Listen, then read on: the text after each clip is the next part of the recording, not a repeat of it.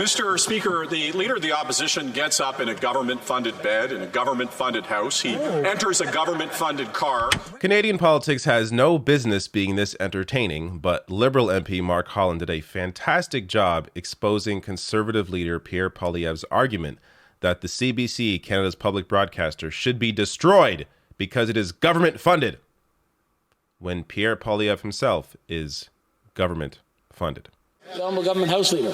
Mr. Speaker, the Leader of the Opposition gets up in a government-funded bed in a government-funded house. He enters a government-funded car where he's driven by a government-funded driver, where he goes to a government-funded office with government-funded staff. Seriously? And I wonder when he gets on his government-funded phone and talks to big tech giants from other countries about how they can destroy the CBC and other public broadcasting.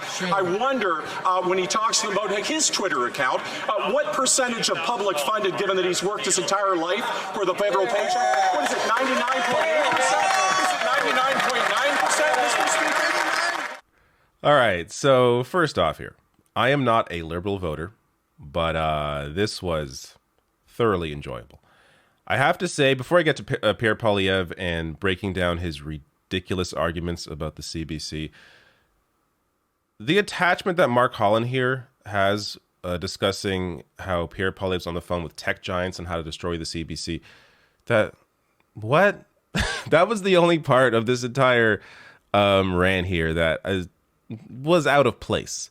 That's not happening, and that's a whole other discussion about certain bills that are going through right now. But apart from that, Liberals are, by the way, on the wrong side of those issues on this. So this idea that, you know, CBC is government funded, it must be an evil thing for some reason. Pierre Poilievre here. So we must protect Canadians against disinformation and manipulation by state media. State media.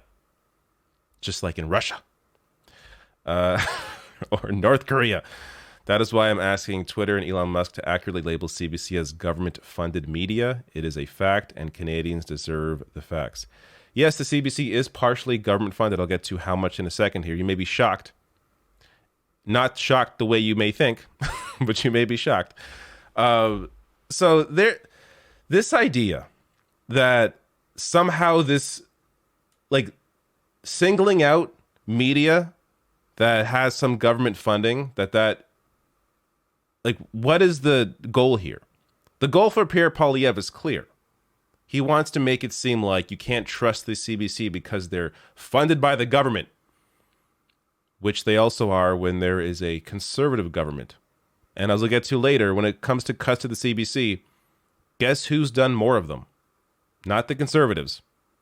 And that isn't, like, I don't agree with these cuts, but let's be accurate about where the cuts have actually come from. So on Pierre Poilievre, just on him alone before I get to the CBC breakdown. So as McLean's writes here, politics should not be a lifelong career. A 20-year-old Pierre Poilievre once wrote, and elected officials should not be allowed to fix themselves in the halls of power of a nation. Pierre Poilievre, there's more to that essay he wrote. This is an essay he wrote back when he was 20. He also claimed that MPs shouldn't sit for more than 2 terms. Pierre Poilievre joined politics when he was 24. He's now 43 in the same seat. So, as they write here, but fixed himself in the halls of Parliament, he did. And politics is the only real career Poilievre has ever known. This was an article from 9 years ago. So at the time of this article, he was 34. He's now 43. Still in the same seat. Despite arguing that government funding bad. More than 2 terms, terrible. There's no consistency here, of course. We're talking about Pierre Poilievre. But in 2005, just to give you an accurate picture of who this man is, in 2005, he voted against gay marriage and vowed that the meaning of the term marriage ought to be preserved as a union between one man and one woman to the exclusion of all others. He has also voted against legalizing marijuana and transgender rights legislation and in favor of a number of restrictions on abortion procedures. So not a good person all around. He also pretends to be for the working class, really stands up for the working class people. Meanwhile, his entire history is spent attacking Canadian workers. And this Peace and Progress goes is a good piece, but honestly doesn't even give you the full picture. Like he has a massive history of being anti-worker. So I link to all my sources below. If you want to read through this, you can. You can do your own research. It's very clear Pierre Poilievre is not pro-worker. But let's get back to the CBC argument now. So he goes on to write here the next day after that initial tweet I showed you. CBC officially exposed as government-funded media. So Elon Musk did eventually change, though it's changed back now. As you can see here, it no longer says government-funded media. I'm not sure.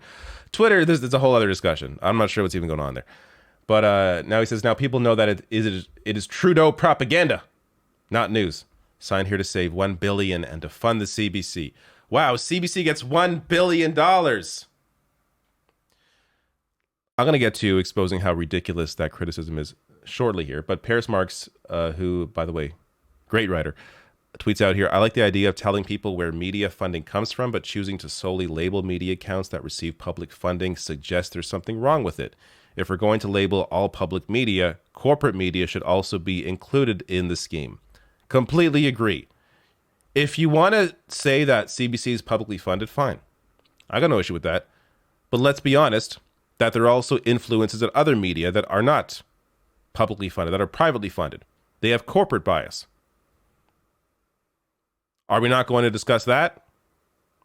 Of course not, because Pierre Poilievre's on the side of massive corporations while pretending to be for the working class. But Pierre Marks here, I had him on my show 3 years ago now. Wow, that was a while ago. About needing a more robust CBC. So he has a great argument about how the CBC actually needs more funding, more support, and discusses how it should be structured in a way where it speaks for all of Canadians and not just those that are in the elite, which CBC, you can argue, as I'll get to later on, often does, is very pro-establishment, does not mean pro-government or pro-liberal. It means pro-imposition of both conservatives and liberals, especially when it comes to more economic issues. But I also had him on my show to discuss that, so I will link to that below this video as well.